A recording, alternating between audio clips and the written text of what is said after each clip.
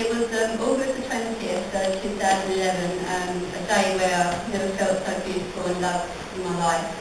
And it was the day that I married my wonderful husband over there, Rob, and he basically has made me feel so beautiful and so loved. And he calls me beautiful every day, and he tells me he loves me every day, and it's just such a great feeling and such a wonderful moment. And yeah, I've loved every minute that we've been married. So, wow. Yeah, that's the best day of my life. So some guy. He's some guy. He's brilliant. Yeah. That's wonderful. And was it always like that? Unfortunately not, Norman. I was adopted. I was about a year old and I was adopted, and unfortunately my real mother had to give me up for adoption because she had an unfortunate encounter with a Greek guy one evening and was unfortunately raped, and it was just such a traumatic time for her because she was Irish, and the Irish have really strong belief that they do not have abortions, and she had a really strict upbringing, so she unfortunately wasn't able to keep me, even though she really wanted to. But unfortunately her family wouldn't let her. So I was given up for adoption. So early on I had a really felt quite rejected at an early age. So yeah, that's how it all started, and basically throughout my childhood, I had times when I used to get picked on at school, and they would say to me, say names, call me names and everything. And there's a saying that sticks and stones will hurt your bones, but names will never hurt.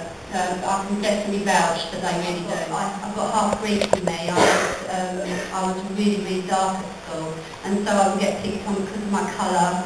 And although it's hard to sort of take in, but they would call me ugly, and that they would want me to go back to my own country, and I was like, well, hang on, I was born in England and grown up in England, so kids were really cruel at school, and so that went with me for a long time throughout my childhood and into the senior schools, and so I didn't have an awful lot of friends, and so yeah, it really did damage me in that way.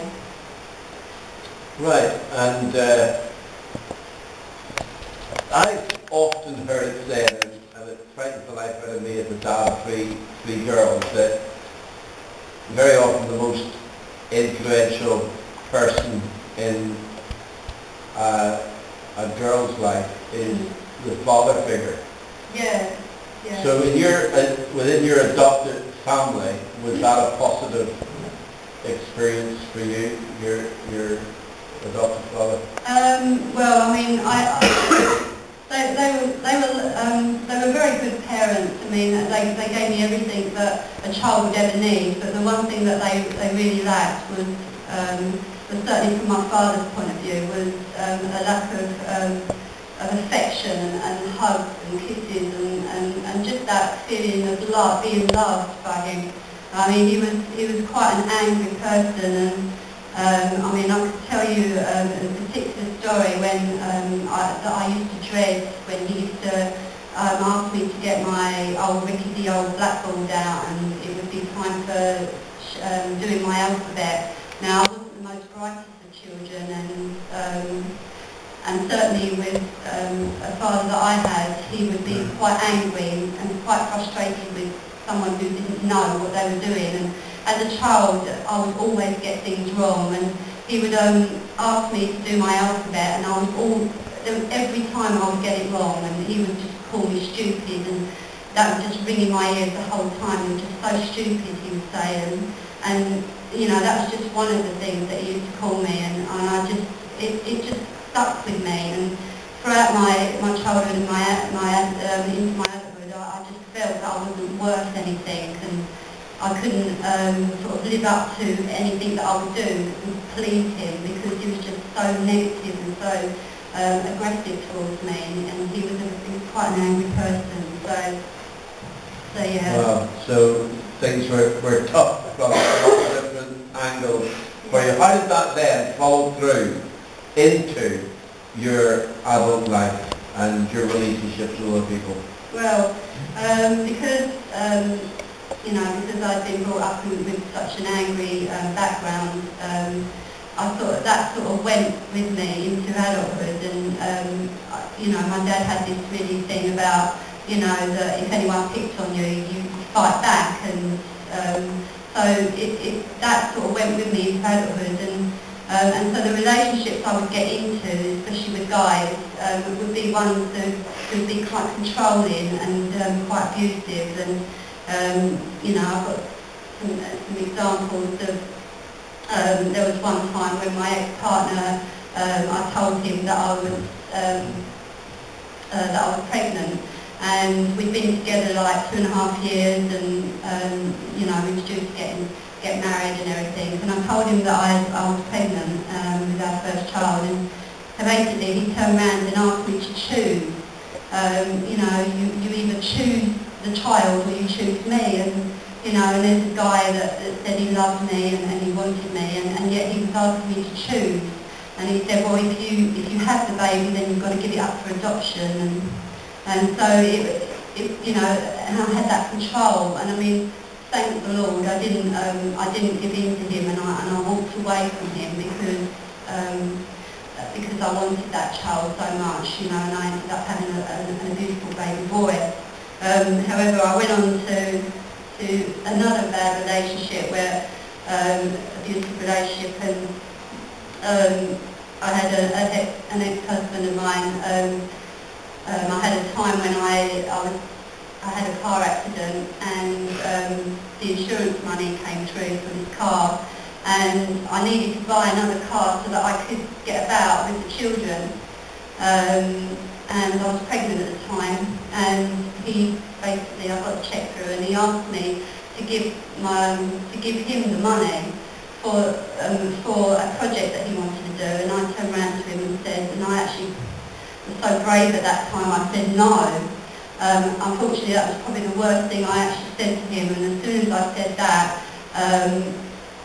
he hit me so hard in the stomach that I just flew like a rag doll across the room, and I laid on the floor praying that he would just stop hitting me, and through that I ended up in hospital with internal bleeding and lost the baby, and just just times like that where you think everything's sort of like going turmoil really, and so I was going from one bad relationship to another, and there was a time when my ex-husband got hold of my son and threw him downstairs just because he'd let the dog upstairs, and